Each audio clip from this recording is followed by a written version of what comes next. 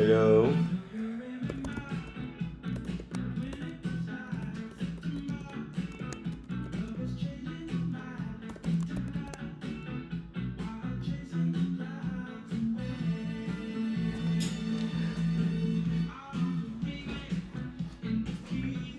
Okay.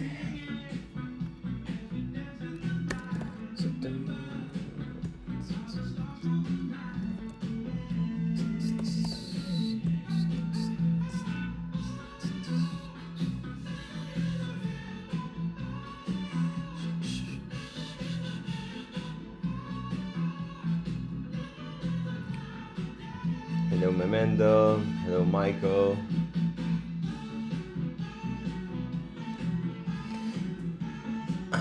Let's wait a few more minutes.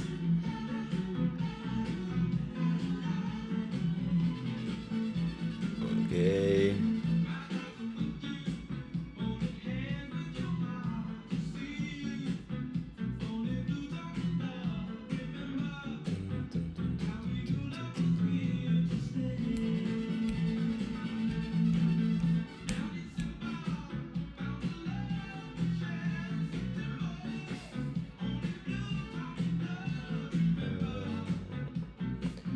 Okay, we are 7 people. Let's wait a few more minutes and then we can start.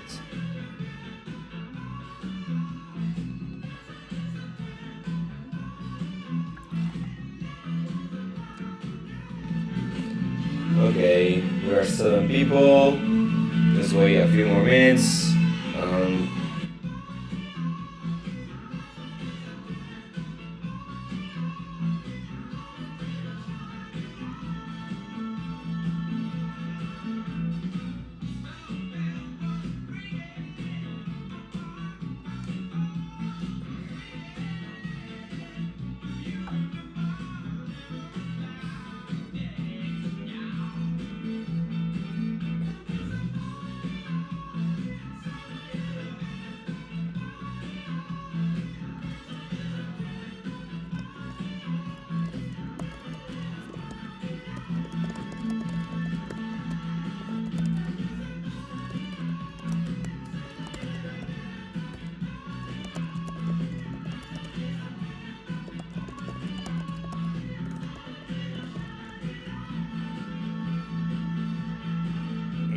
Okay. Fing He is saying some things in Chinese, so I don't understand. So let me try to understand what he's saying. Okay. Here says, "Sir, I want to ask a question." Okay, now we're going to start finally. Sir, I want to ask a question. If you can write in English, that can be even better because... yeah, it's better if you use English. No. Okay, yeah, perfect. Yeah, tell me, what do you want to know about Kwanzaa?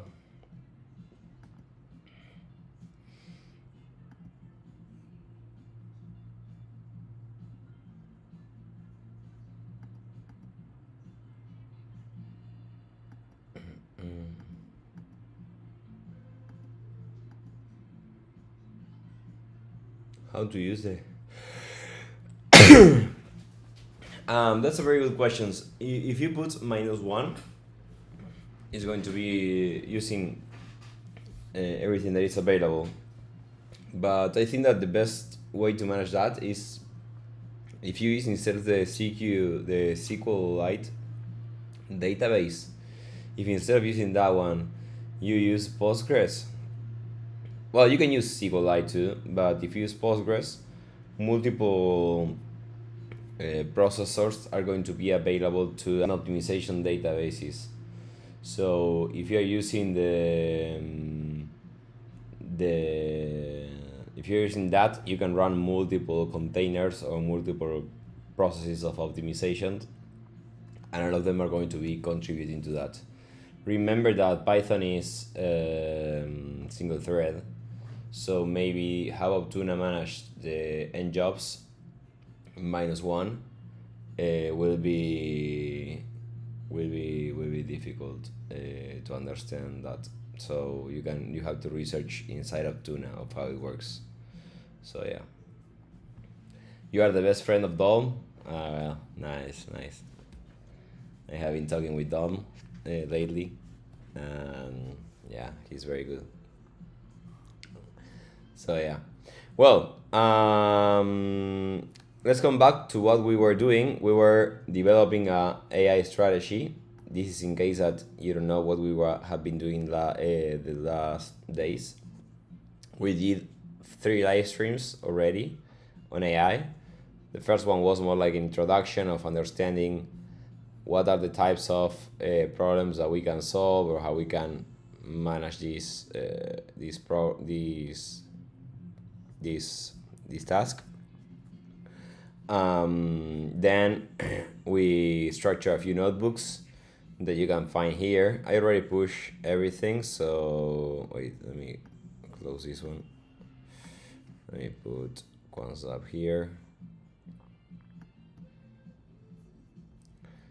Nobody knows it. Well, okay, so here I don't remember what we call it, Bitcoinator. Was one guy from the chat that was saying that we can use this name. So I didn't push this one.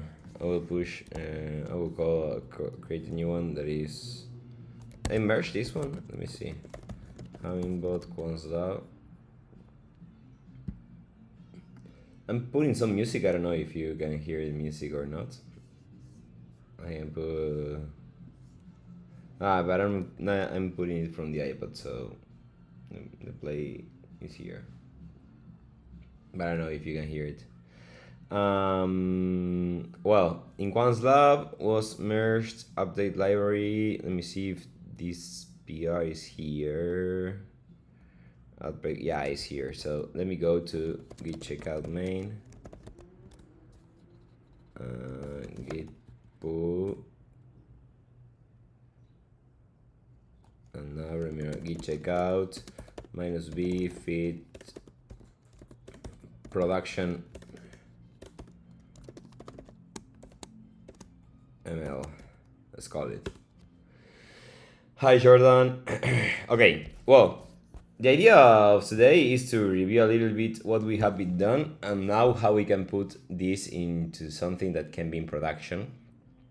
So production will mean like having something that collects the data for us, runs the transformations, the scatter, we can train different models, we can run optimization, and then we can pick what models we would like to be serving and start serving the models.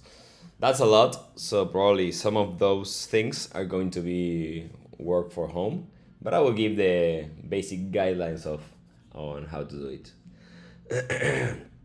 So well, the first thing that I think that we should be doing here is that, hi Ed, is that we were putting the predictions on a topic with the prefix of the HBot, because remember that the first time that we tried to do this, we weren't able to receive the signals from the HBot.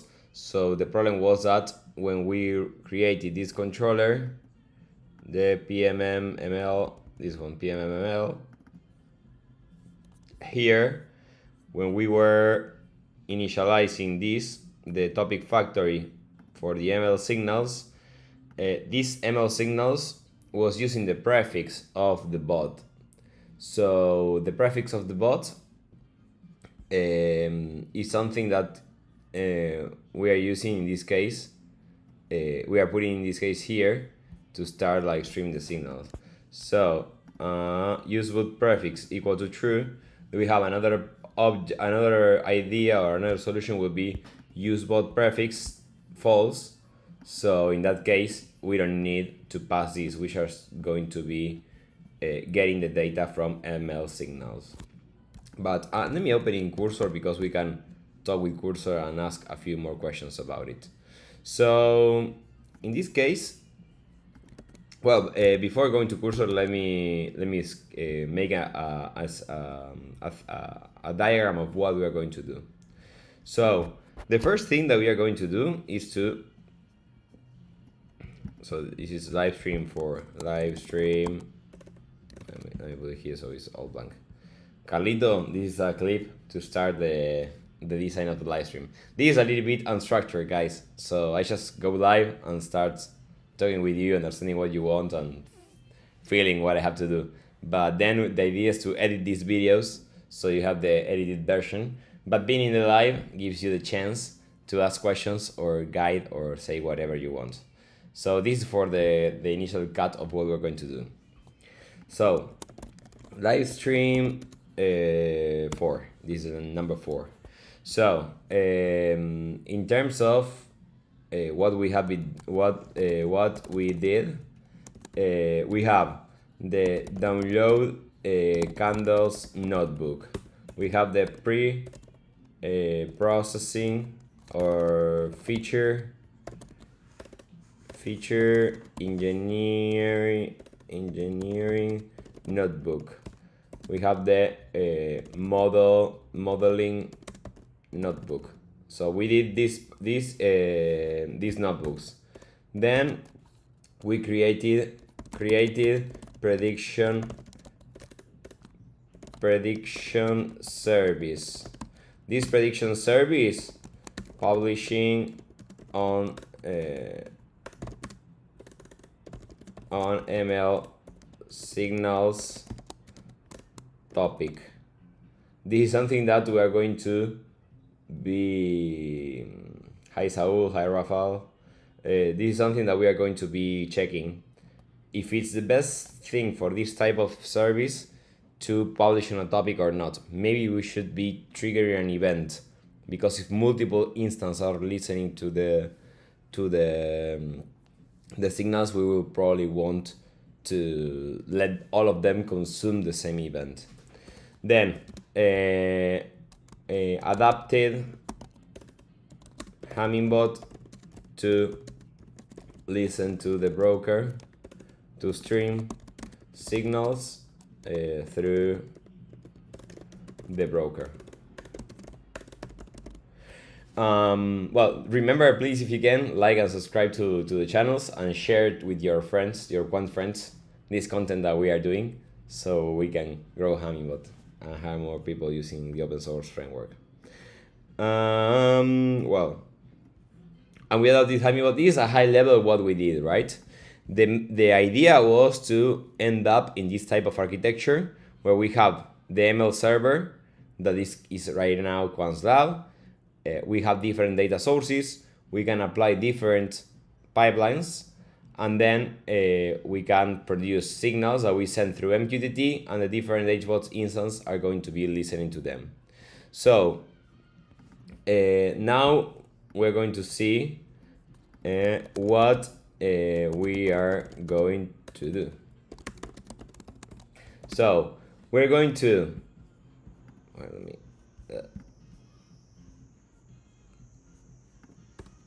what we're going to do, first of all, research if we should be using topic or events. This is what I mentioned before. I think that we should be using events, because I think that how it works in the MQTT protocol is that when, or in a broker style, is like if we are using topics, when we send a message to a topic, the first consumer that gets the message removes the message from that topic. So it's like when a message is something that it is not multiplied and accessible for all the consumers.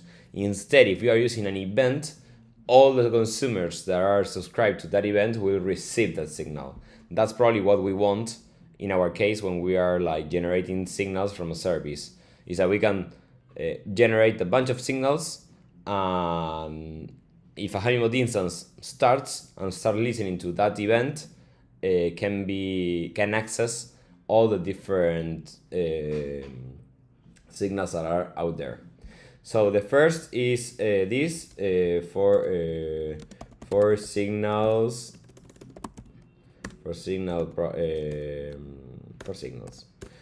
Then adapt the code and remove the prefix of the bot. Remember what I just told, that here when we were sending the prediction loop, we were publishing to this because last week we don't know exactly how this was done, because it was done by a community member. So then I figured out that when we were listening to the topic factory, we were using the bot. As I didn't enter here, and I can just put use bot prefix false, we can just do this and put use bot prefix false, and it will work either way.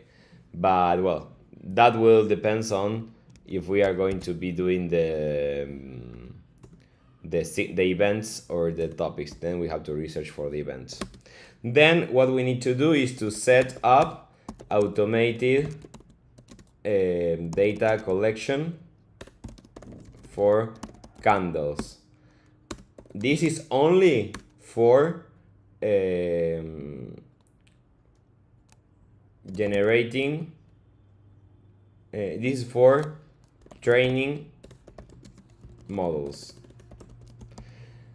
Why we need this is like, remember that when we built the first model that was like a very dummy model, we were getting the candles of 3 days, I think, in 1 second. And based on the 1 second candles of 3 days, we were processing the data, creating the scalar, and then training a model. So the access to the data should be the same, because we're going to be using 1 second candles for all of the models that we are going to train. So probably the best way will be having a process that we can run a task in Quantizal, that every X amount of time, let's say we can do it every 5 minutes, the task gets executed and streams all the candles in 1 second for the pair that we are interested. So that will let us have an updated data set of the data that we need from the candles to do the next steps, that is like pre-processing the data and then running the models. Then we need to set up automated task for processing, pre-process feature engineering plus modeling. What I think that will be the best here is to, in the same task, is like we're going to get the candles that are available right now in the database, and once we have the candles in the database, maybe it's like this. Once we have the candles in the database available, we're going to get the candles, pre-process the candles, and probably put them in a, I don't know if in a parquet, or we are going to do it in the same database, in a table that is like processed features, something like that. And we leave that data available, and then we start the modeling process. Then we can do 2 things. One will be setting up MLflow to start tracking, or we can just use Optuna, because I think that using Optuna will be the best, because we already have the integration with Optuna. So we can run the optimization there to find the best parameters for the model. So this process can run, let's say, every 12 hours. So this can be every 10 minutes we collect all the data, and here every 12 hours we run this process of feature engineering and modeling. What this is going to do, we should have another process that will be in charge of promoting the models, but this process should be leaving the new scalar out there and the new pickle of the model trained.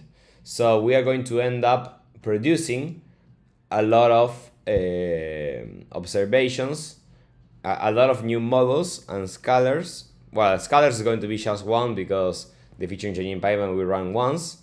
And once we do and with the modeling, we should decide how to promote the models and leave a few models open up there producing signals.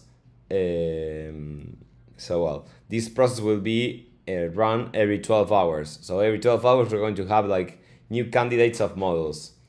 The coolest thing will be after 12 hours, if we have new candidates that are better than the previous ones, start doing predictions with those new models.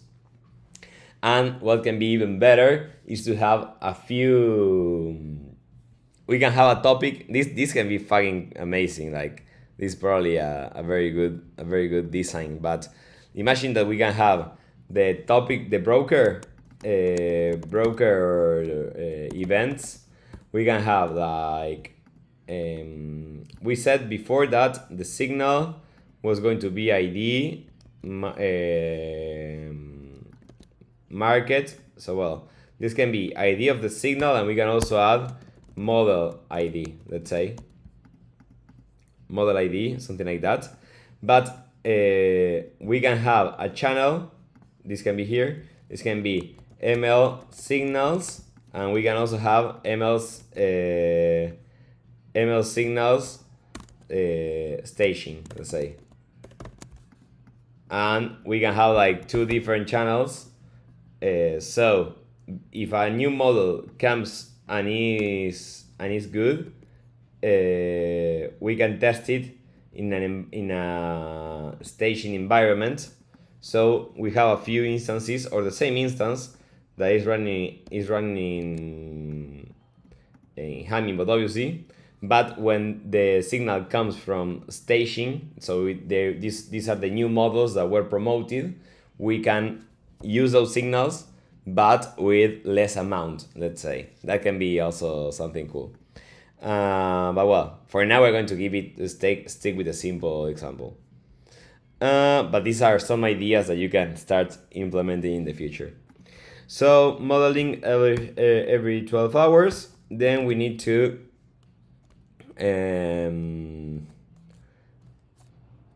clean up the prediction service. This will be supporting multiple models. Let's say that is supporting multiple models, standardizing STD signal generation. And in the Hummingbot side, create simple directional strategy for ML signals. So this will be the other thing. Will be like, let's create us a simple directional strategy, because the other day what I did with this one is like this strategy that we were doing PMM ML was modifying this strategy that is one that I'm running for market making, that basically prevents trading on a side where, let's say that the signal says long, we were preventing placing short orders. So well, every time that I start the live stream, the market starts going down, so we need to probably stop the live streams. I'm just kidding. Now, the other day, after the live stream, the market went really up, so we were pumping the market. Well, the idea will be to, instead of having this strategy, I'm going to show how we can create a custom directional trading controller, so we can stream the machine learning signals, and then we can start trading directional with that. We can probably put, instead of just placing the signal, we can place a grid. That would be also something cool. So, well, we have a lot of things to do, so get ready, guys. And before moving on, any question on the chat about this? Or we can just start. Any question?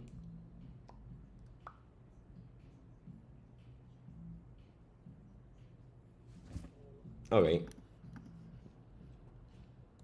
No. And we also need to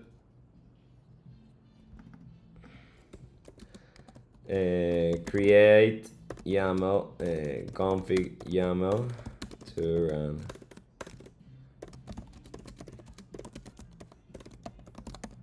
Okay. No questions? Okay. So it's time to start. So this topic for event signals, we're going to do this research later on, because this will be something like this. The prediction service will be something like this. We're here. So first of all, here, this also is part of this stuff. Okay. Let me clean up this. So first of all, we need to set up the automated data collection for candles task. So let me go to Docker. Let me quit LM Studio. Let me see if I have something. Yeah, I have a Mongo here. I have this deploy. Let me delete these containers. Yeah, let me delete everything so we can start fresh.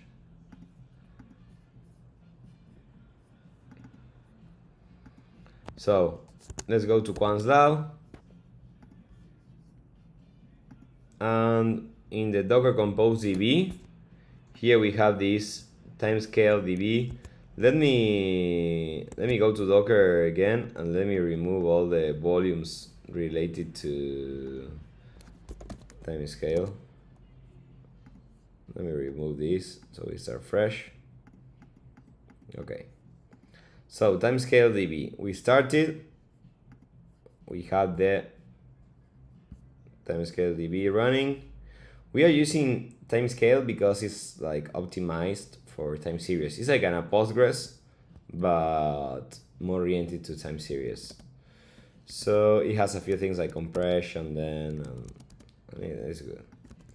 So we have the database there, and now we need to run the create the task, candles downloader task. Let me review if this task makes sense or not. So we have connector name, perfect, days data retention. James says timescale DB versus influx DB. I think that they're really similar, but I think that timescale is purely open source. I don't know if influx is influx DB. I don't know if it's purely.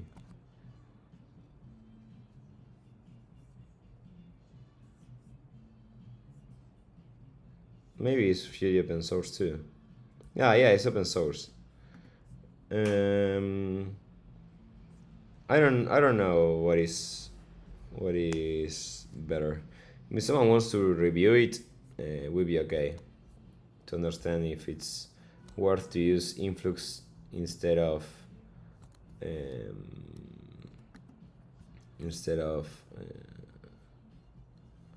timescale. But yeah, if someone wants to do it, I think that would be really similar to do it. No, there is no reason. I just use timescale because it's like Postgres timescale DB. It's like Postgres, and Postgres is like well known and used a lot. So yeah, now they are all adding RAG, search, and all that stuff. That's fun. But yeah, I don't know if it was a difference. Time scale GPT. Oh, well, let's start. Okay, days data retention. Here we are using like 7 days. I think that it can be interesting to do it for 7 days for this problem. Intervals is a list. We're going to configure it later on, so don't worry about it.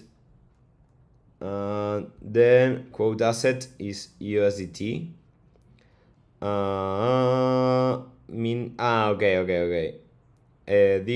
Okay. This task downloads all the candles that are available. So let me create a new one, call it simple candles downloader, because this task is to download like all the markets that are available there. But here we want to just download trading pairs. Let's put BTC USDT. And this mean national size, we don't need it. So this is the execute method. It's like, this is good because I'm going to teach you how the task works, or explain again. Simple candles downloader.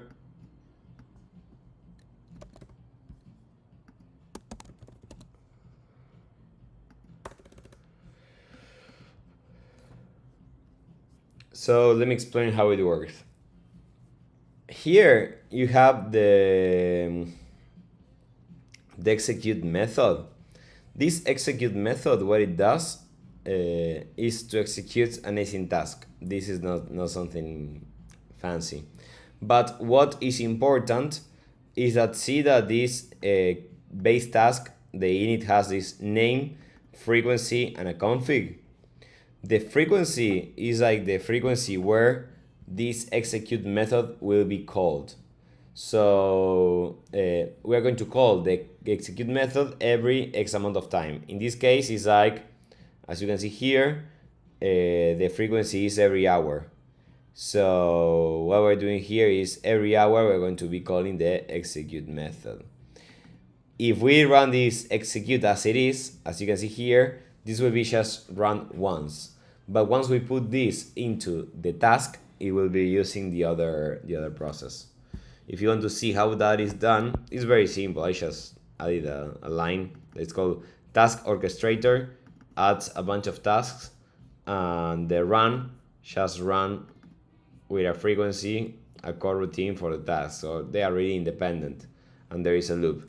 Because the base task has this method that is run with frequency. We check the last run and all the stuff. And yeah, that is how it works. Actually, there's probably an issue here that we should check. If last run is none, or now minus and the frequency. Yeah, there is no problem with this because wait, execute. Yeah, there is no problem of running one task of the other. No, I was saying the wrong thing. So well, here the execute method, that is the one that we are going to be running. Standard candles downloader for this is the same, so we can just remove this.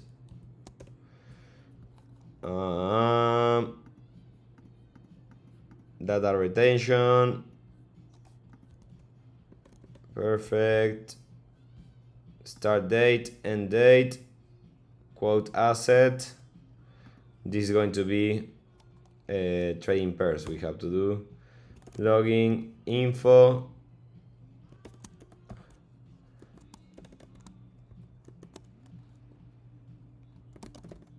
trading pairs. We don't need that. This time scale, I think that I didn't add it, like, oops, the task runner, because I added here also in the core task runner timescale config get common config. Ah, yeah, it's part of the config. So this timescale config, yeah, it's already done here. Cool.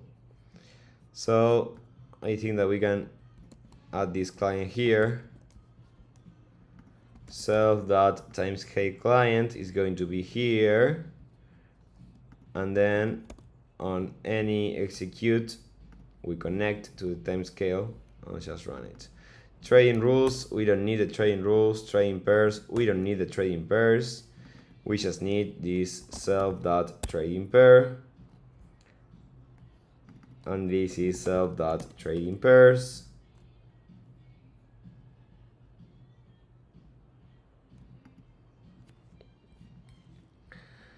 This is self. There are a few methods that should not be here, but well. Liquid Meteora says, anybody has a link for a video on how to deploy Hummingbot on a BBS? Did not find. Yeah, there are a few videos. If you search Hummingbot deploy AWS, you'll probably find some on YouTube. But it's going to be the same as deploying it locally. So table name, we're going to get a table name based on the connector name, trading pair, and interval. Then we are going to create the candles table. So this is just creating, if it does not exist, the candles table for it. Then says get last candles timestamp. This is cool because we're going to be requesting via REST the candles from this timestamp. And then says start time, candles timestamp, candles, get candles from using the cloud for a trading pair, no new trades, append candles, no new candles in case of the data is empty. Serve that timescale client. Okay, and this is, here we are appending the candles to the table, and here with the cutoff, what we're doing is removing the candles based on the retention policy that we defined before. That is like, we want to only have 7 days. So that is what we do. So well, let's try it as it is. The config. And this would be intervals. Let's put like, just to test, let's put like 7 days in 15 minutes. Days data retention, let's put 7 days. This, we don't need that. Quote asset, we don't need it. And we need just put here trading pairs, this. Okay, so if we run this, do we have the database connected? Database. Let me connect to the database. Name, quants lab, time scale. Localhost, user, admin, database, timescale. Timescale DB is called the database, right? I think so. Let me test the connection. Timescale DB does not exist. What about this? Okay, we are connected. So this quants TS, we have here public. There is no tables yet. So let's run our process and see what it does. So let's run it. The best way to debug a task is to do it in the same file. As you can see, I always add this main, if name equal main, and it works like that. Tables, one table, Binance 15 minutes, okay. So as you can see, we have a new table that is Binance Perpetual BTC USDT 15 minutes, and a few values were added here. I don't like the number of decimals that we ended up having here, but well, maybe someone that wants to help on this can clean up a little bit this database. But as we can see, we are downloading the candles properly, and we are storing those candles in our database that is here. So now, instead of doing this, we need to see how we can run this process. Let me see if we can drop the table. Let me drop this table. Now let's see how we can run this in a container and create a config for it. So to create a config for it, this is a live stream task.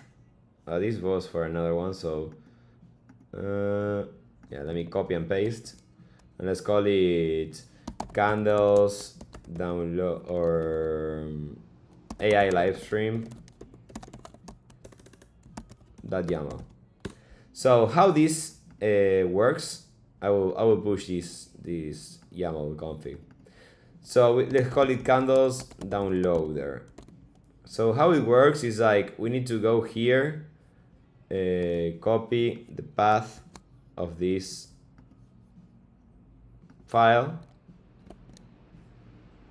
Well, no, is data collection simple candles downloader. So this is this file, and then the class is called simple candles downloader.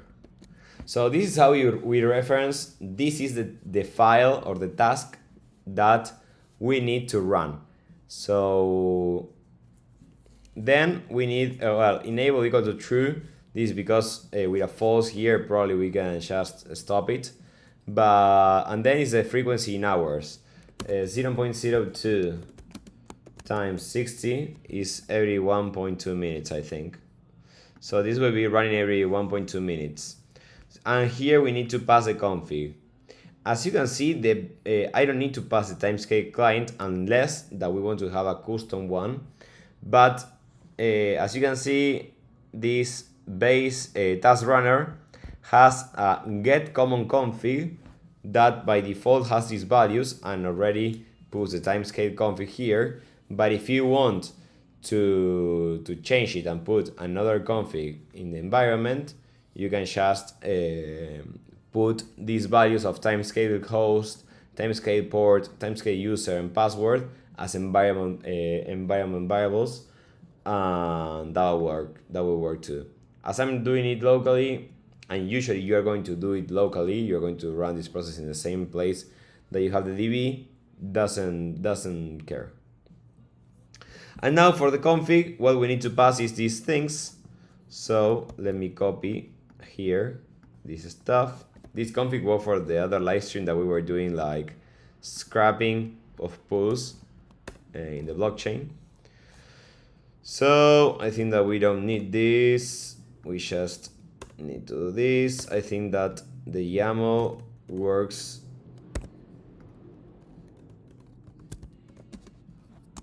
Uh, 15 minutes, days data retention, and trading pairs. I think that here we also don't need this BTC USDT. Here we don't need this too. So let's try it. This is the config that we are going to use to run the process every 1.2 minutes. So now if we go to the terminal, and the way to really run this is using the make file. So just to summarize all the steps and you don't get lost, is like we coded this base task. This base task is to download the candles of the trading pairs that we want in the intervals that we want with a certain frequency. And then to trigger that task, we need to create this YAML that has the name of the process that we are running, the class that we're going to be executed, the frequency that we want, and the configuration for that task.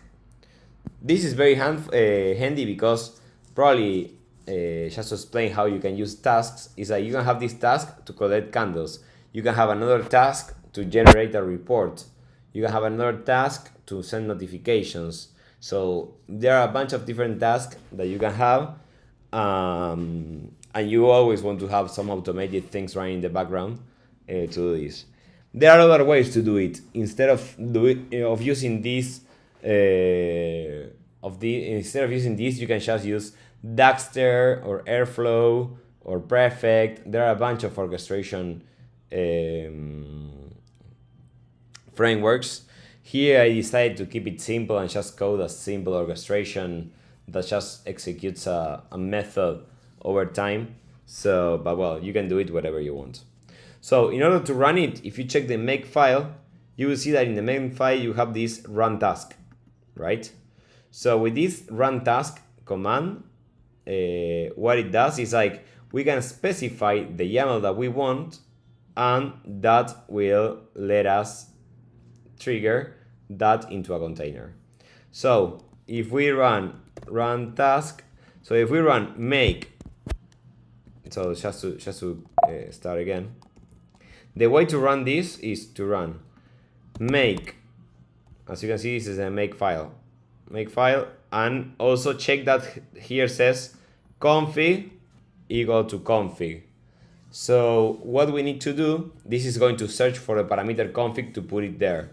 So what you're going to do is to put make run task and then put config equal to the name of this config, that is AI livestream.yaml. AI livestream.yaml.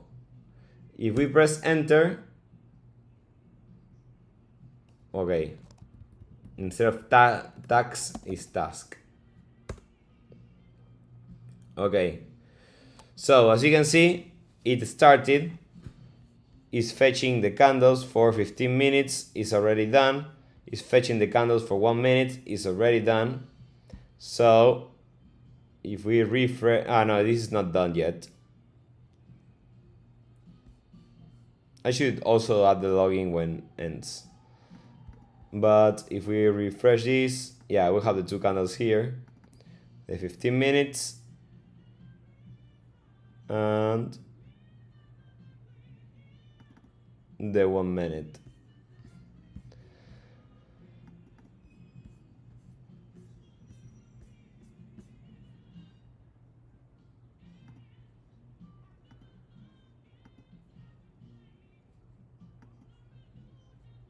So the last one is 7, is today at 8:30. Okay. Maybe there is we need a revision on how these dates are being collected. Oh well, this is just to prove that. Okay, now we start again. Okay, now we have the first error that says key error timestamp. Okay.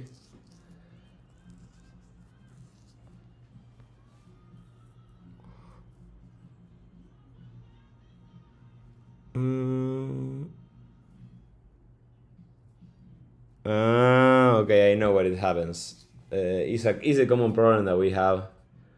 I think that we can solve it like this. Let me do this. Let me drop this one. Let me drop this one. This is important to have the candles running.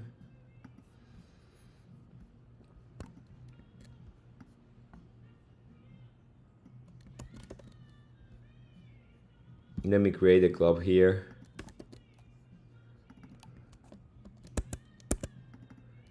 There is a change that we have to do in the cloud, probably. But I think that like this we can solve it. Okay, let's try it again. Let's run the task again. Hello, Evgeny. So we are downloading the candles. Perfect. And now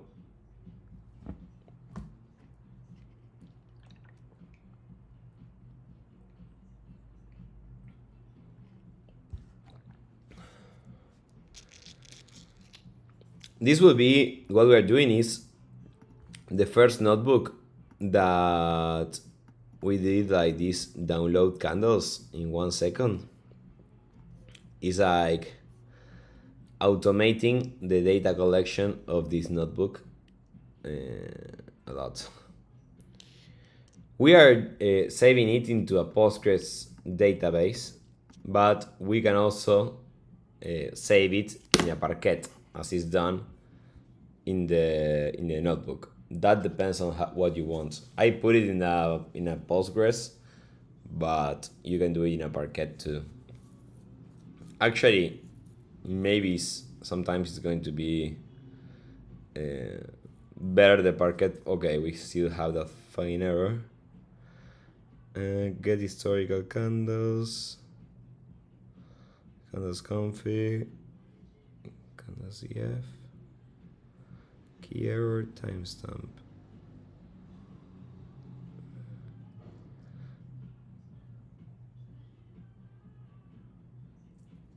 Okay, there is a problem here with what method are we using? Get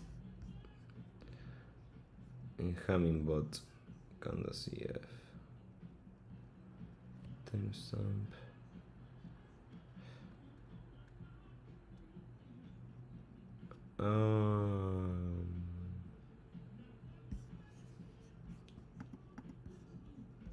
Let me see.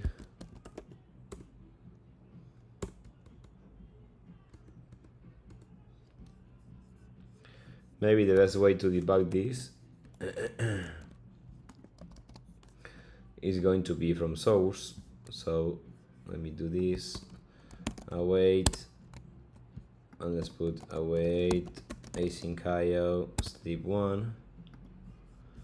So let's go up to this point. Let's go up to this point, and let's run this so we can understand why we're having this issue. We are still having the issue here because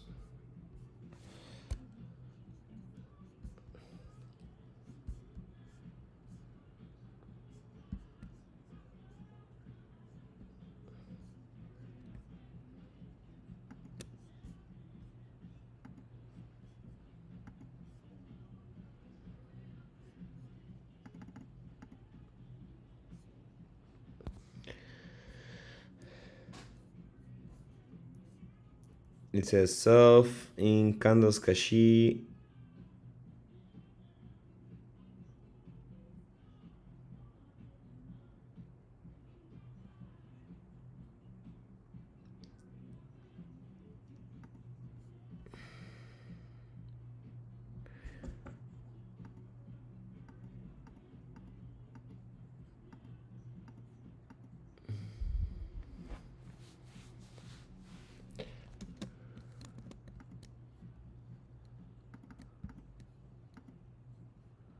So here we pass up to this point.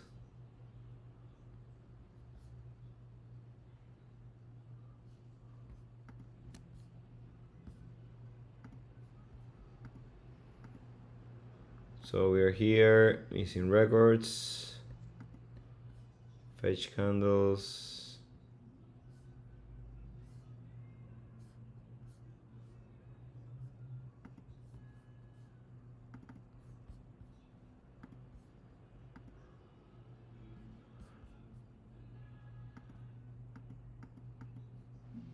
These candles is just one.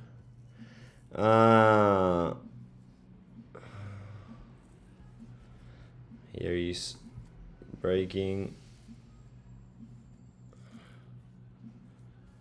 There is a problem with the candles. This can be something to check for my friend Drupman, because the problem is that we are downloading the 15-minute candles. So as we already downloaded some candles in the database, and when we are requesting the newer candles, they just return one record that is this value. We are not adding the columns for the candles, so this is just a numpy array. So the solution here, I think, that is doing this. I think that solves the issue, I think. Wait. Oh yeah, like this. Let me try again now. But I think that there is this was a problem from the candles.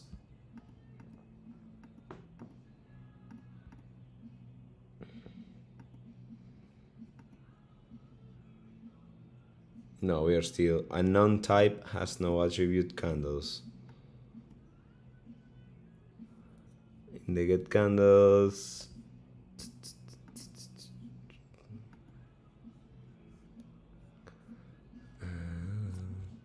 Yeah, the problem is that there is no candles here. So here we can put if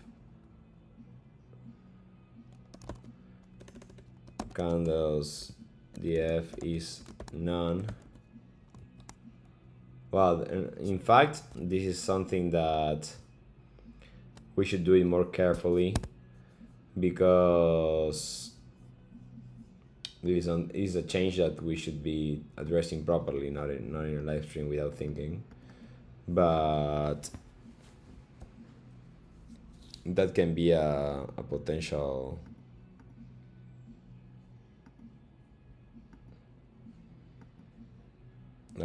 problem.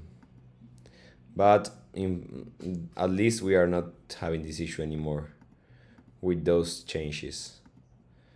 But it's something that we need to do.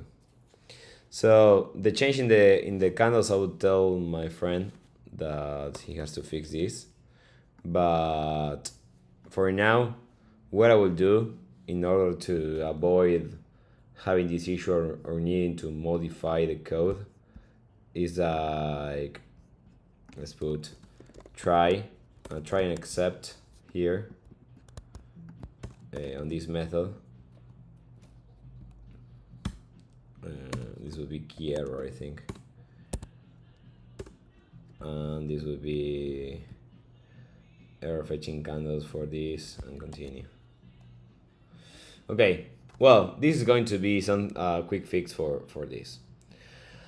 Well, in terms of the config, this is AI live stream. We were saying we have these intervals 15 and 1 minute. Let me remove again these tables and let's start over to see that now the Docker is also working properly.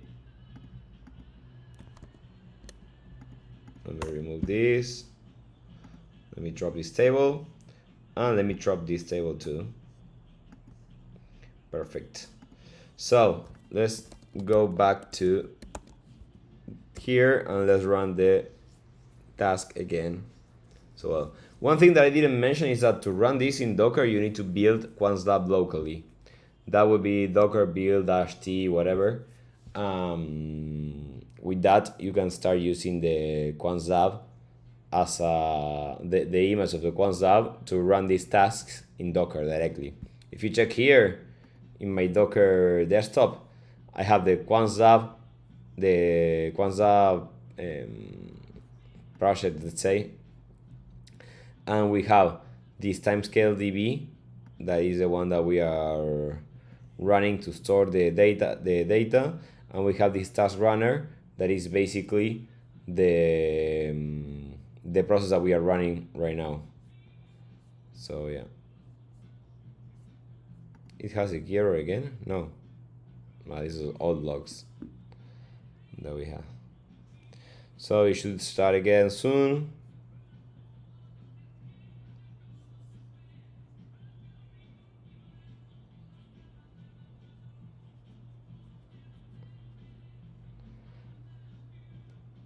Okay. Perfect. Like 15 minutes is failing still for the same thing, but we are continuing. It's not stopping or blocking because we did a try except here in the simple candles unloader. We added the except key error. That is the error that we are handling. Error fetching candles for Binance 15 minutes, key error timestamp. So perfect. Everything is working properly. So now that we validated that with 15 minutes works properly, let me stop this as it is, and let me remove the tables that we just downloaded, and let me run it with detach mode. Okay, perfect. Let me put 1 second because we were doing 1 second candles. So let's put 1 second here. And let's run this -d. So we run it. I want to run it the attach. Is there a way in the make file to run it the attach? Make file task runner -d. Let's run it like this. Or because it's good to have a way to see the logs. So let's run task d, run task detach it, and let's add this. Okay, so now let's put -d, and let's start running and unloading the candles in 1 second. Well, now we completed the first one, that is setting up the data collection for the candles. Is in 1 second, so really cool. So this is done. Now we need to set up an automated task for feature engineering and modeling. Basically, what we need to do is to move this feature engineering notebook to a task. So first of all, before moving this feature engineering notebook to a task, we need to think that we actually need the information from the timescale DB. That before we were getting the information from the now we have a few. Well, at the end it's going to be append all the traits at once. But before we had the information, we were getting the information through the Parquet file. So now we need to connect with the database. So let's create a new task here that is going to be, let's call it data collection. No, let's call it feature engineering. So new directory, feature engineering, and let's add a new Python file. Well, let's copy the simple candles unloader, because let's go Bitcoinator. How was the name? Bitcoinator.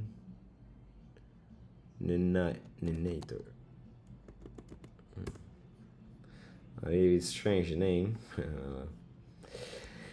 So let's call this.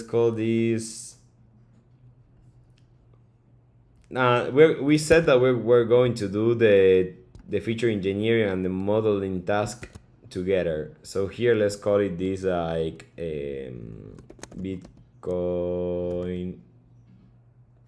Instead of feature engineering, let's call this ML pipelines. ML pipelines.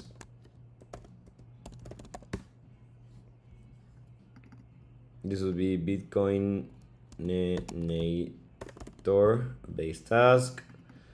Connector name, we don't need this. Instead of days of data retention, let's call it like days for training. So we can specify get the last 3 days from the data from trading, or get the last 5 days, or whatever. We can have different pipelines of this. Let's use 3 or 7. The intervals that we would like to do here is just one interval. This will be config get interval, and let's put 1 second. Trading pair. Remember that we are just doing this for one pair with the Bitcoinator. So BTC USDT. Timescale client is the same thing. And now we need to work on the execute part, where we need to get the candles from the timescale DB. We need to process all the candles. We need to save the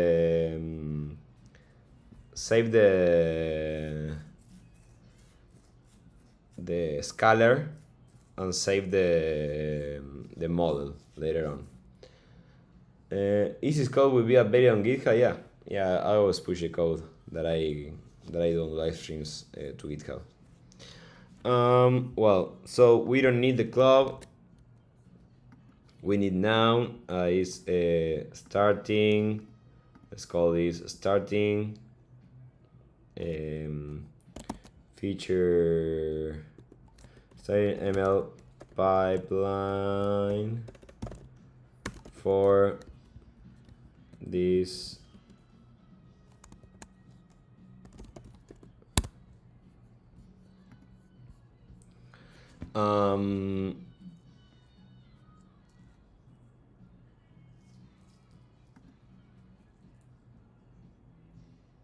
start time. This will be days for training.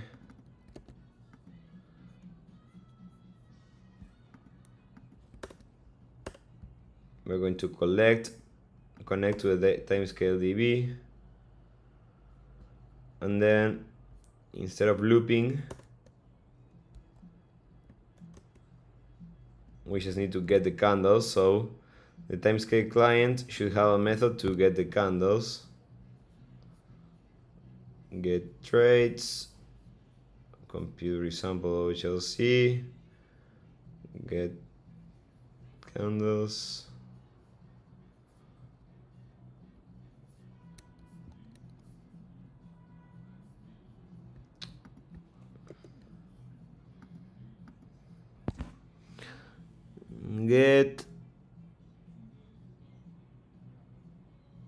Get candles here.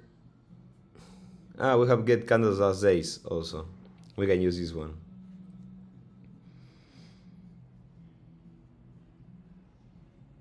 We can use this one and should work.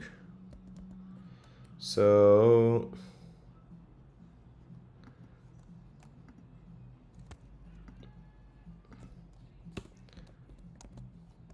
candles is equal to await self dot timescale client get candles as days self dot connector name trading pair. Oh fuck. Interval self dot training days for training.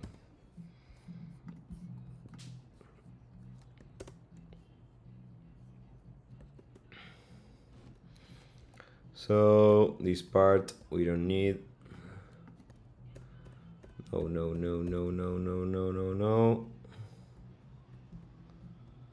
No. Okay.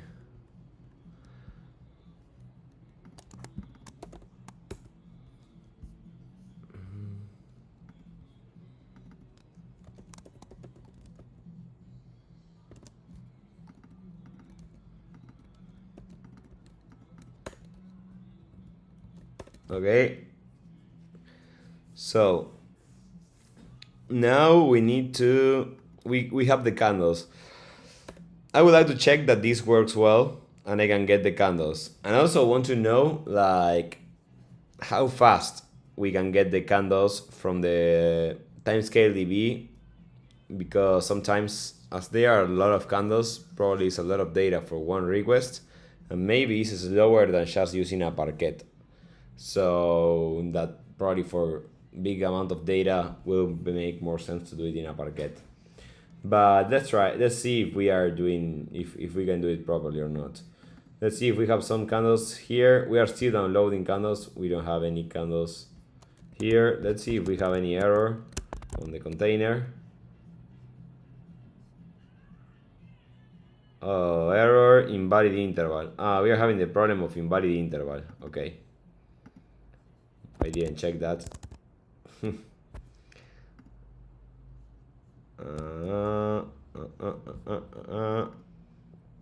Okay, invalid interval because we are using Binance Perpetua instead of Binance. So let's run it again.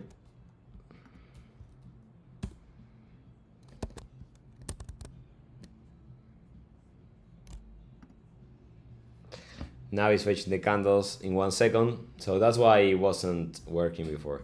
So once we have the candles, they're going to be okay. In the meanwhile, assuming that those candles work well, let's continue with the pipeline. So plug, feature engineer, this is the one that we need. This is not, this is not, this is not, this is not, this is not. So plug. So the things that we need to do here is, first of all, apply this triple barrier method, put in the side. So let's start with that. Let's also add the import here. These candles is a DF. The return of this is, yeah, it's a DF. No, it's a candles object. So here we need to put DF. This was going to be at the end, so let's put here DF is equal to candles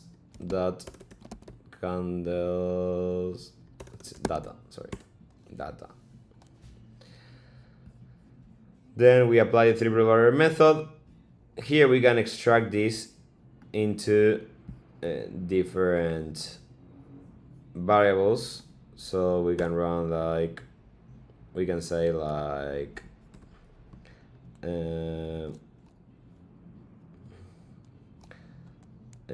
self.target multiplier is equal to config that target multiplier, let's put 3, and let's use this as target multiplier. Then we have time limit self.tl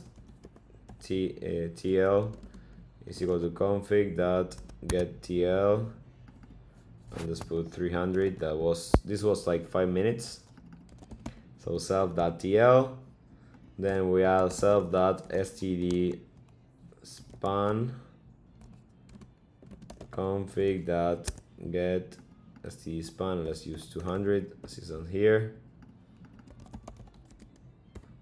This is something that you can also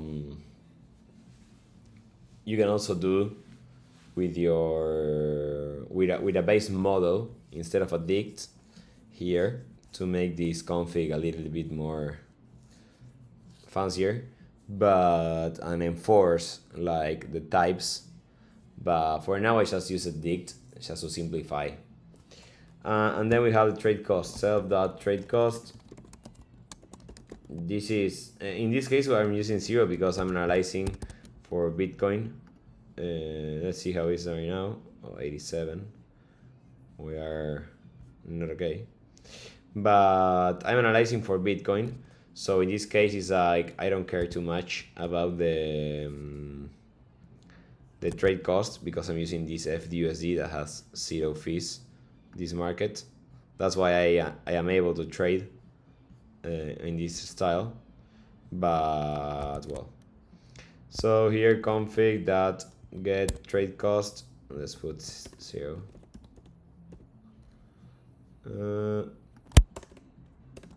So that trade cost.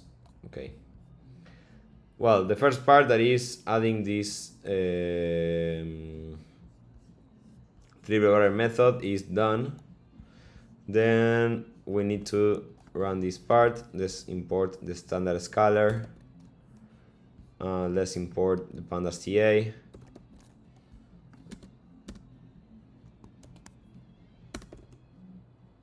No QA. Well, it's the same. And then we can apply all the indicators. Just let's copy this as it's done here. Let's put it like it's all synchronous, right? Yeah. Def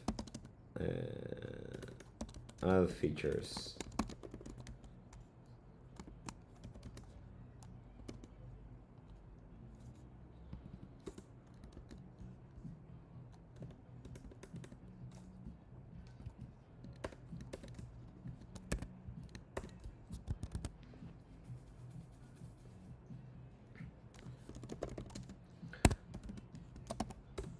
Let's return the scalar and the df. So the first is the df.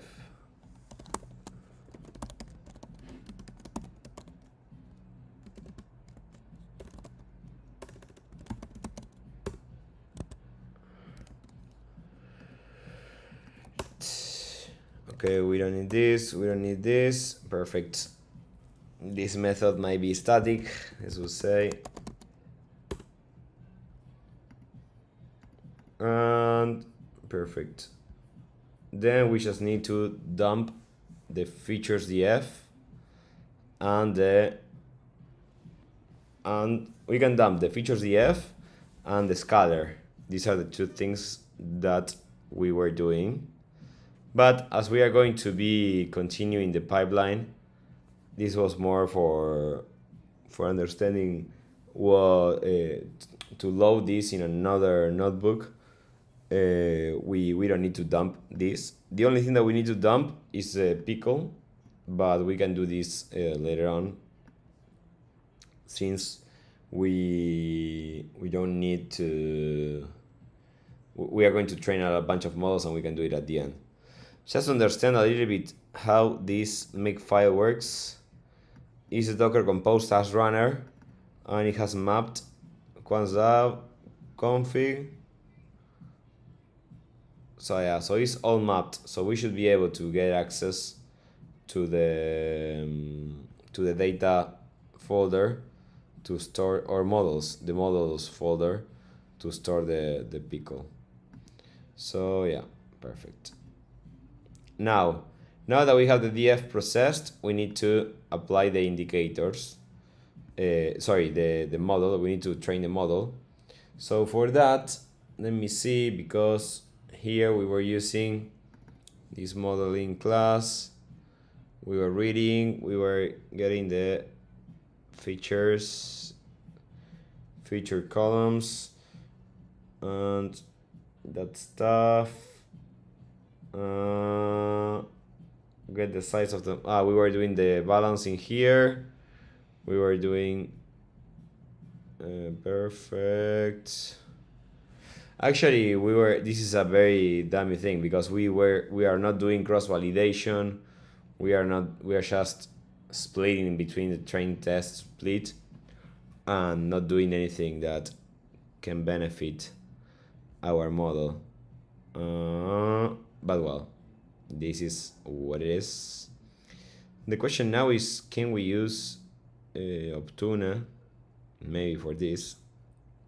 Yeah, I think that we can. I think that would be really cool to use Optuna to have a few different models. But let's start with a simple, or we can do grid search. Or maybe this is something, oh, still going down Bitcoin. Let me see. Optuna. Well, actually, we have already the Optuna optimization.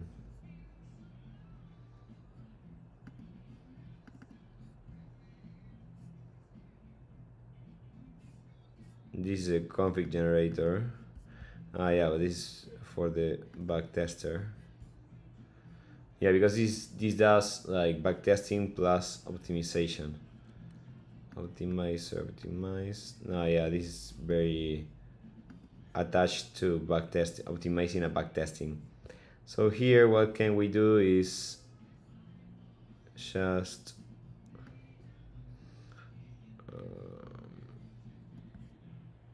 I don't know what will be the best way to really do this data backtesting to DB.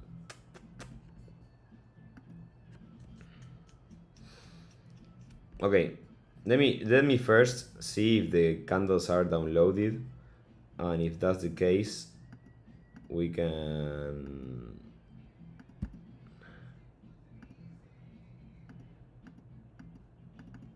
yeah, we have candles. So let's see if we can get the candles here and do the first step, that is doing the processing properly. So let's run this.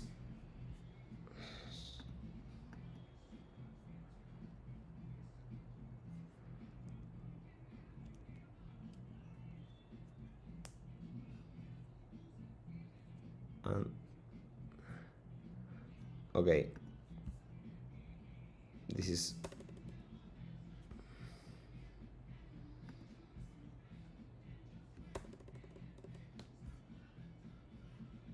I don't know why it says 1 second and it says also Binance, because if I'm running this,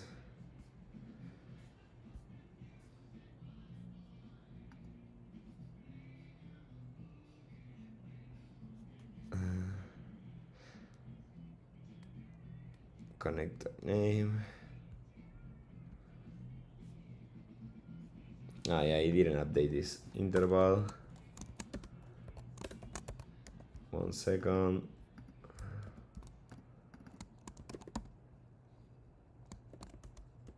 Days for trading, I call it this.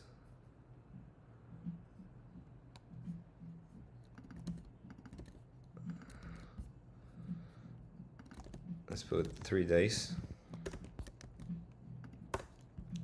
Trading pair BTC USDT. Timescale config, perfect. And then anything else that I want to change? No, it's alright. Then let's use the defaults. So let's see if I can connect now. I can get the table. Okay, now I have the candles here. Perfect. They are ordered properly. Yeah, seems like is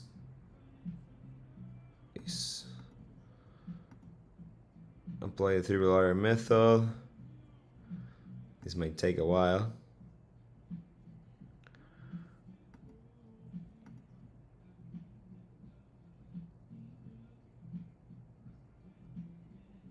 Yeah, well, seems like at this point it's working.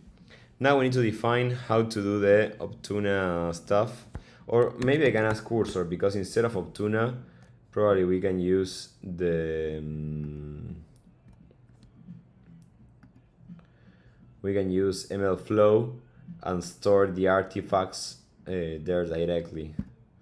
So maybe it's worth to use MLflow.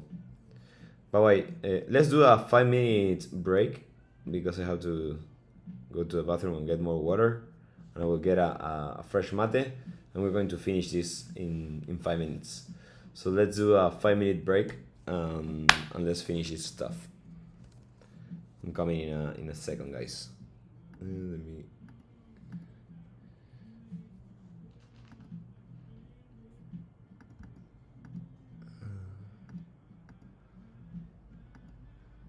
I'm coming. I'll give you some music.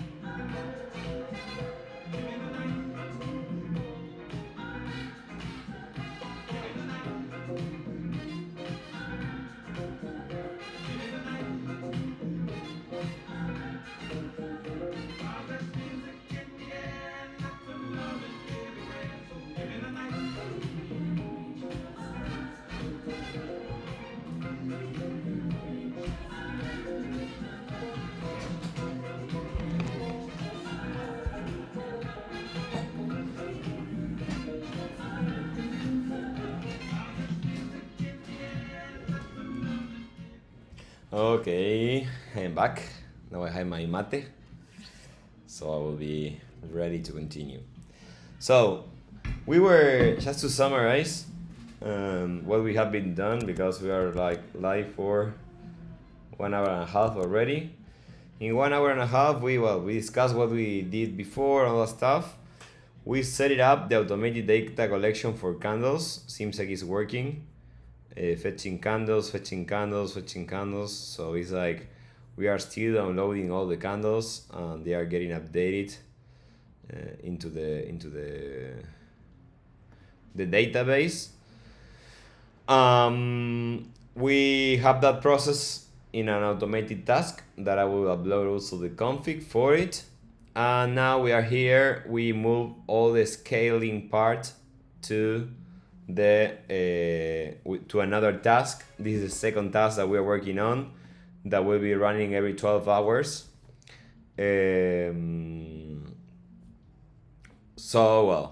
Now as you can see, we already added the triple barrier method here.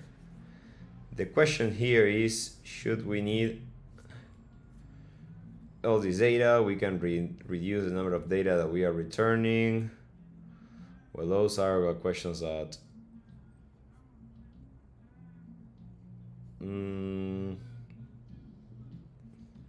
yeah, probably we would like to have this, but I don't know.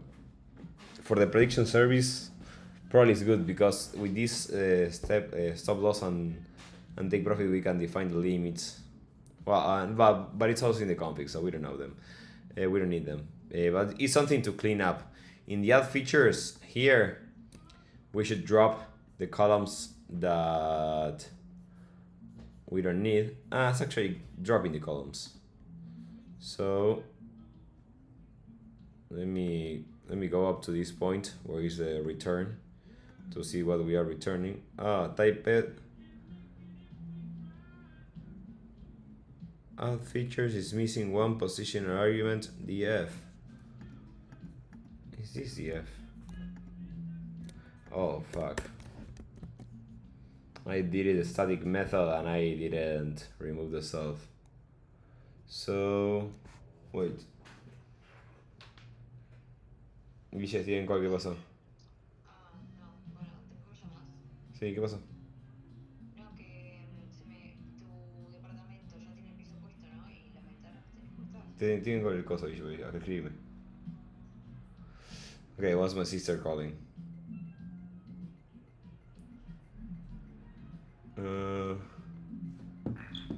Okay.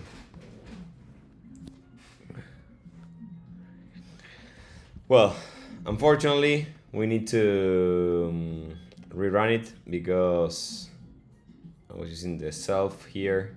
I shouldn't, so let me add a few logins here. Login, info, starting,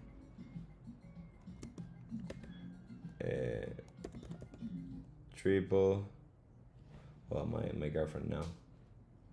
Maybe it's still live. Live stream things now that I am a streamer. Starting triple meta labeling.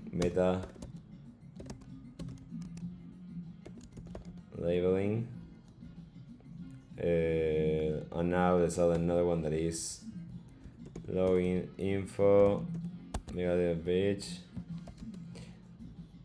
Let's put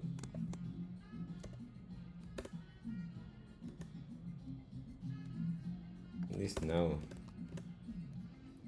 Meta labeling complete. Starting adding features.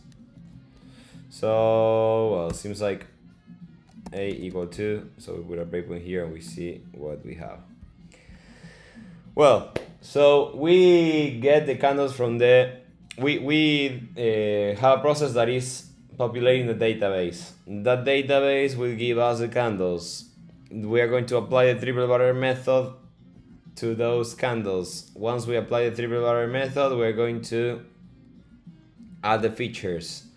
Once we add the features, now we need to train a model. As I mentioned, the modeling that we did is very simple. Doesn't make too much sense because it's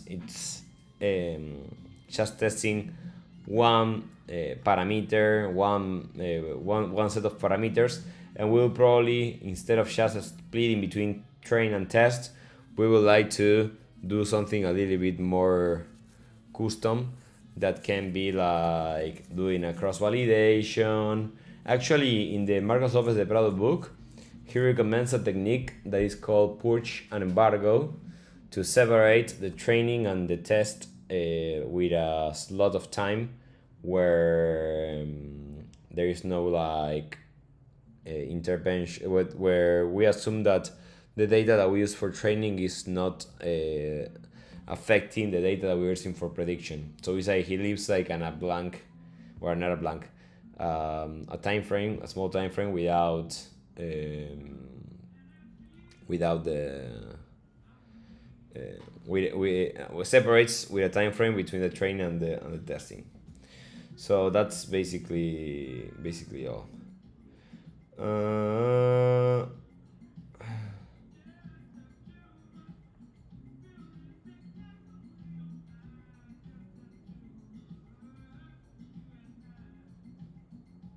Wait.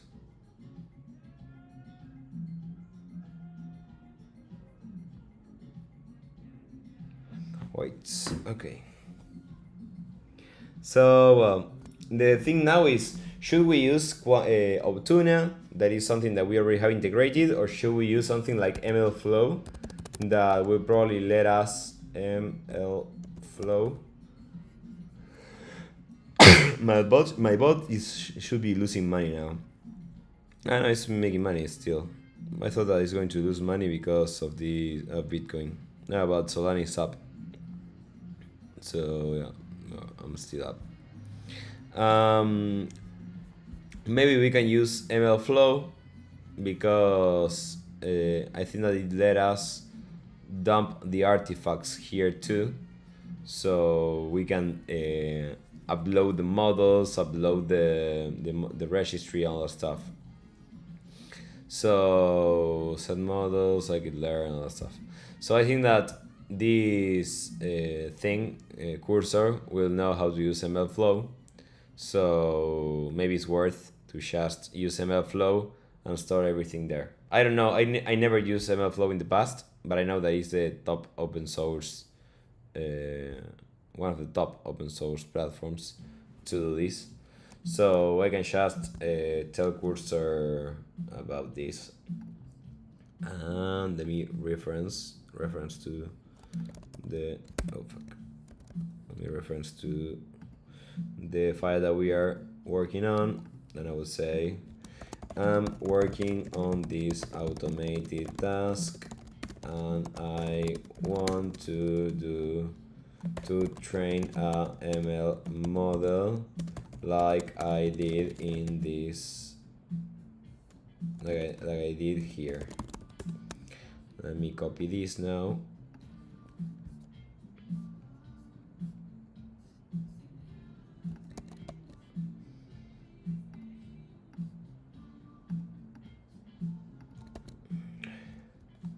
But I want to use MLflow to do experiment tracking, and I don't need to load the data from the Parquet because it is already loaded in memory. And also I want to do cross validation since right now I'm only splitting between train and test, and I think that is worth to do it. Also, I want to store the scatter and the model in the MLflow server. Can you help me adding the service of MLflow to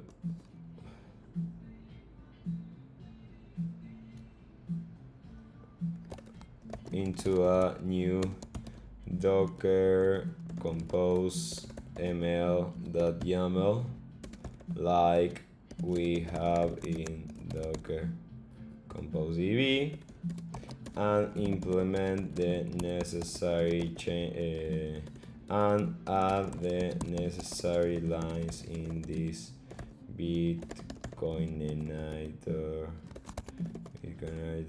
file to train the model and store the results in MLflow. Okay, let's see what Cursor can do with this prompt.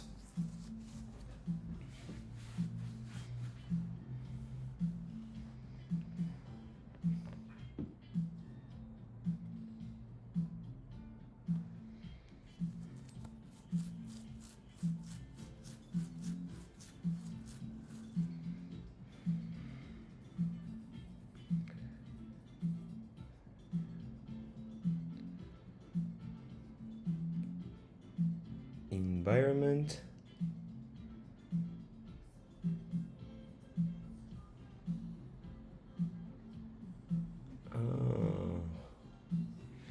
I don't know why this is in this like S3. Maybe MLflow saves this in S3, and I don't know. Wait. MLflow docs. MLflow model.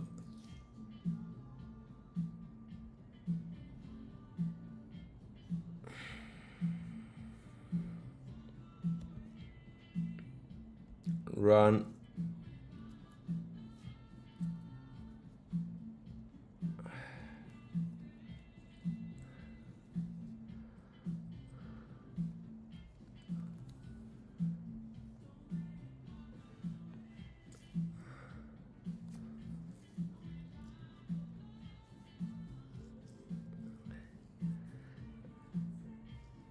Yeah, this. Yeah, maybe I can just store the parameters.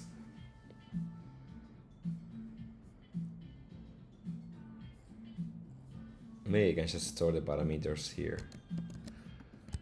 Let's see.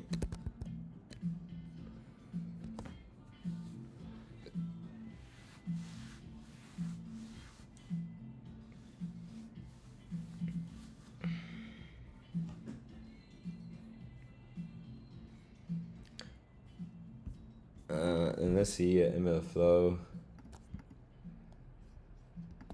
Docker.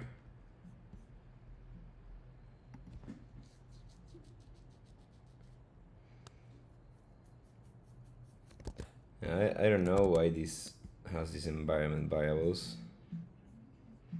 Let me see what files.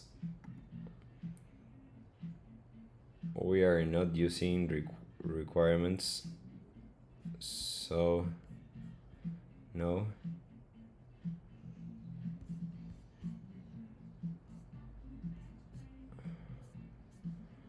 No. Dismiss. Let's add this and let's see what changes we have here.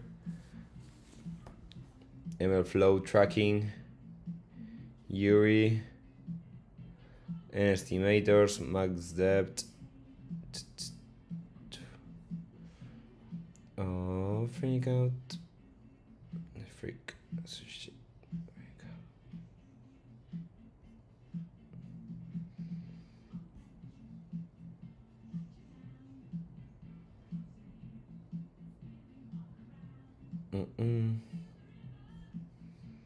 Okay, let's trust. The only thing, what is Minio? Minio. Maybe it's simulating like an S3, this stuff. Can you tell me what is Minio? Maybe it's like an S3. Yeah.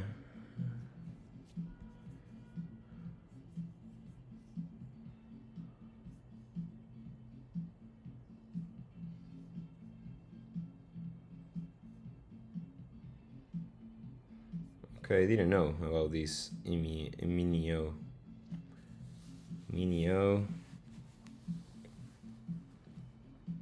Okay, so seems like this MLflow by default has this S3 to store the artifacts, and here we are like replacing the S3 with this Minio that seems like it's open source. Yeah, it's for the models and artifacts directly. That's really cool. If I run this, can I see? Yeah, there's a local console. Sorry, I was asking this stuff and it's already there. So let me go here. Well, here we are up to this point. Well, now it doesn't make sense to continue running that.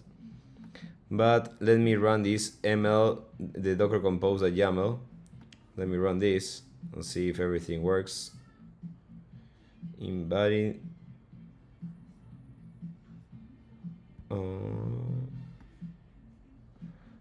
Depends on timescale db.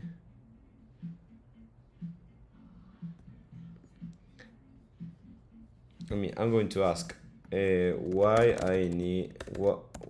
MLflow depends on timescale db.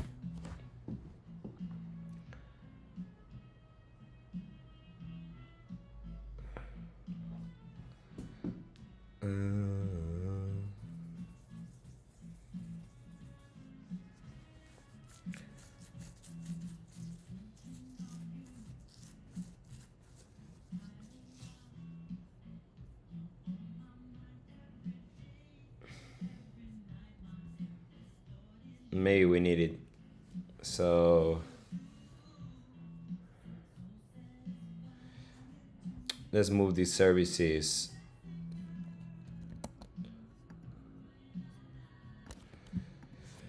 Okay, can you merge the Docker compose Docker compose db into Docker compose ml into Docker compose db?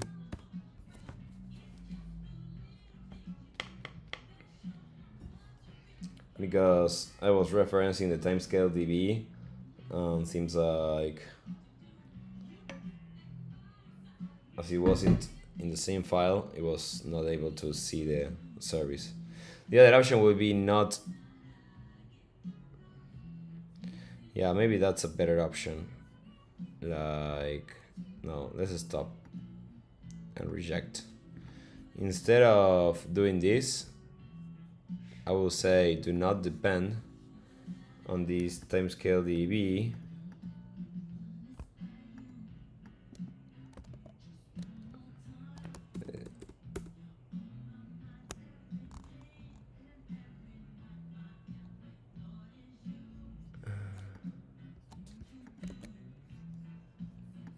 I would say when trying to run Docker compose that's a new one in chat. There's ML. I'm having issues with finding timescale db. Can you fix them? Now that Claude can run code, and see the errors and all that stuff is really cool.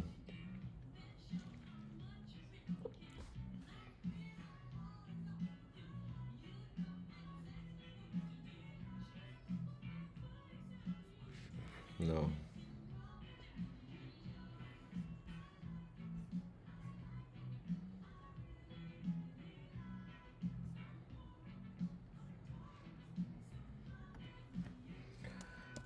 Don't do that. The DB is already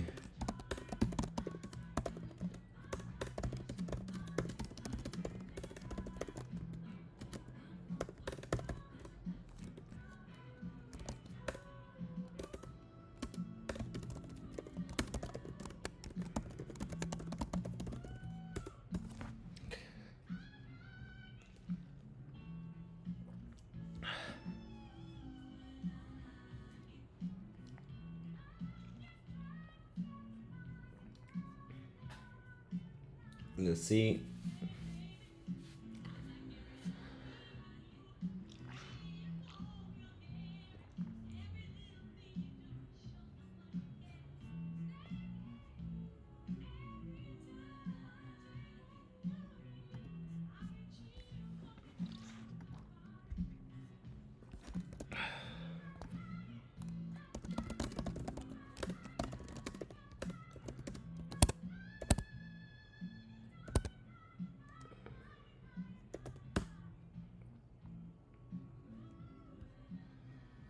Now seems like it's running.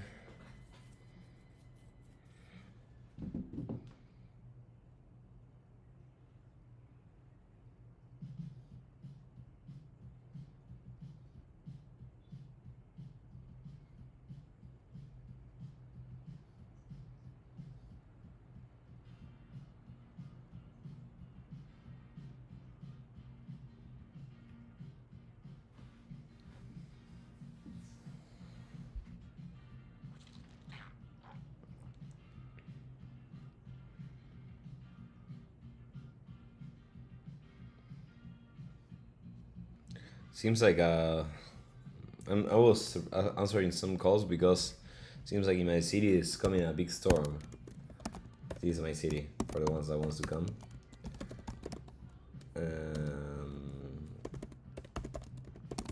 It's coming there is no classes. It's coming a very big storm. Oops. Like 16, the storm is going to come. Like the other day, the storm was terrible. Double meteorological alert, so it's going to get crazy. For the ones that wants to know my city, for me it's the best city in the world. But yeah, it's this one. It's very beautiful. This in the summer. But yeah. Actually, there was one guy from the previous cohort that comes to my city this year. Well, it's still pulling the images.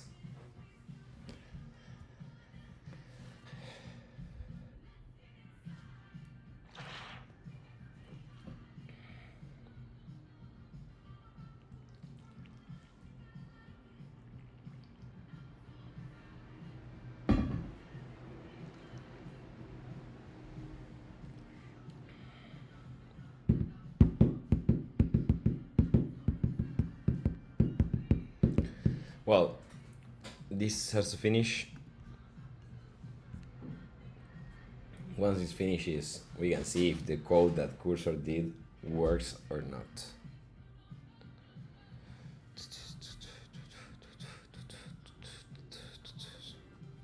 If this works as it is, it's fucking crazy.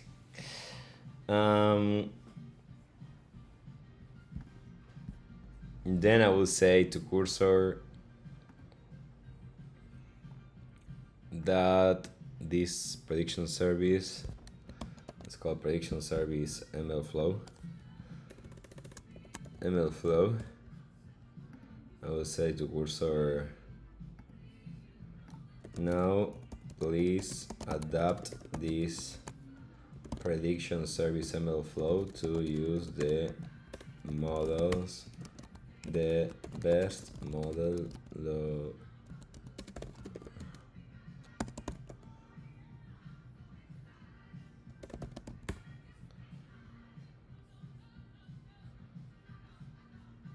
Let's see what it does. Oh, okay, we have a problem here. Network Docker Compose DB default declares external but could not be found. I think that the name of the network is not that. The name of the network is, let's see, Docker Desktop, or is it here? The network.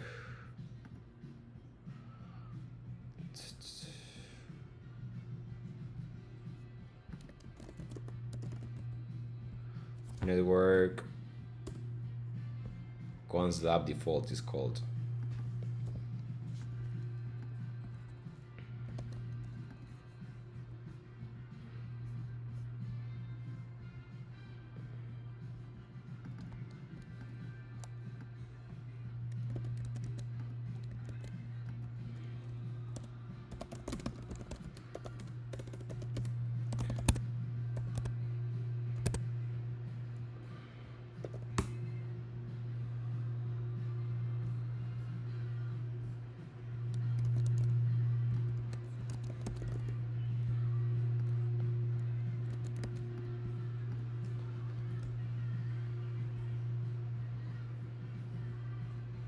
Uh, 5000 is available.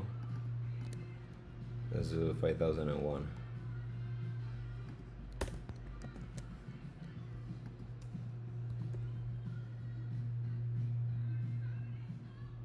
No module name Psycho PC2. What? Let me run this. I will accept these changes to this. But I will say that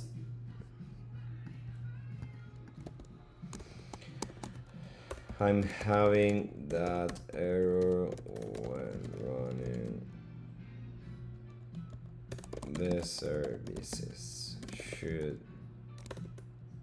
Let's see what it does.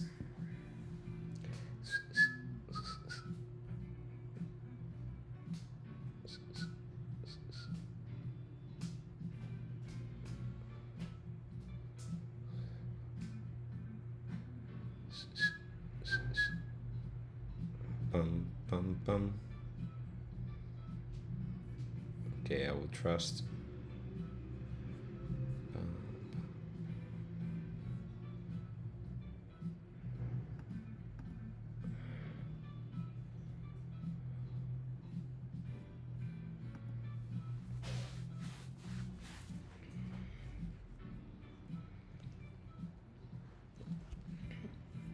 Okay, maybe we extended a lot with this MLflow. Probably was not a good idea to start with this new.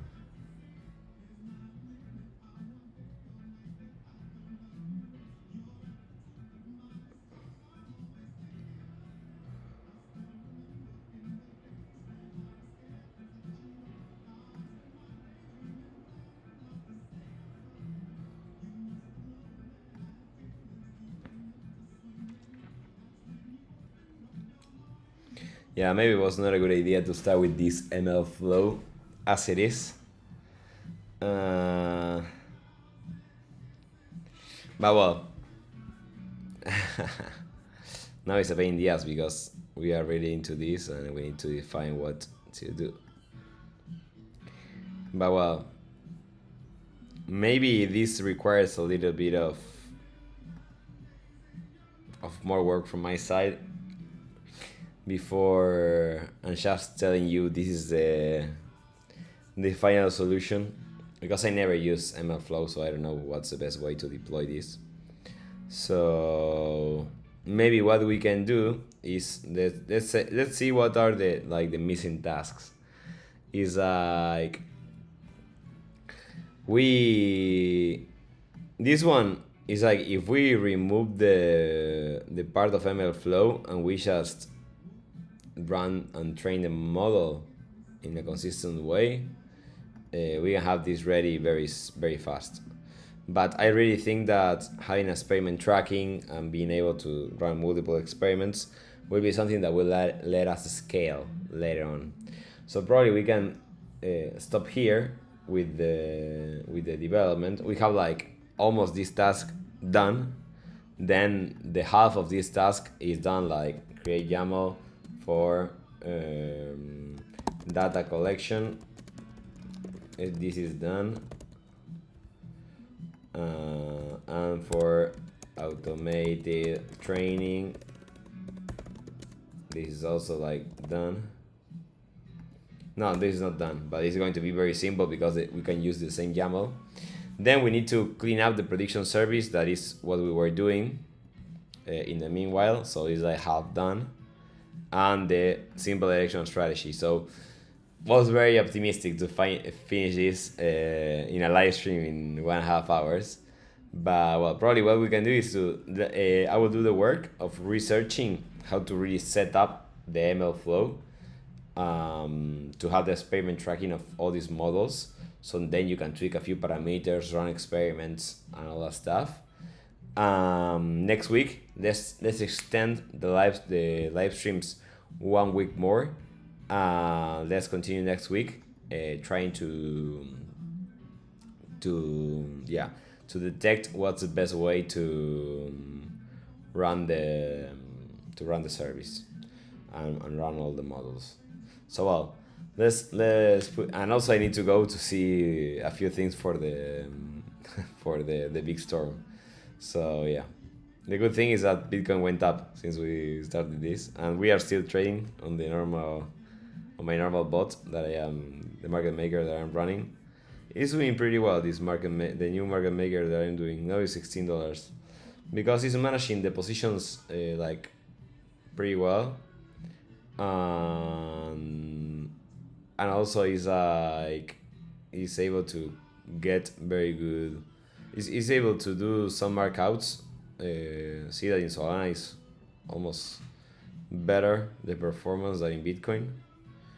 But well, I still need to tweak and understand better how to run it. But well, let's continue next week on this. And well, if you have any ideas or if you have experience deploying MLflow before, or another solution is like I'm not stick to MLflow. I never used it before. The one that I used is ZenML for the book that I mentioned from these guys, the LLM engineering book. But I prefer to just use a full open source solution. But yeah, well, sorry for not being able to finish today the full live stream of this. Well, I think that we're going to be able to do it next week pretty well, I think. So well, see you next week, guys. Let's keep it up and continue working on this. Bye bye.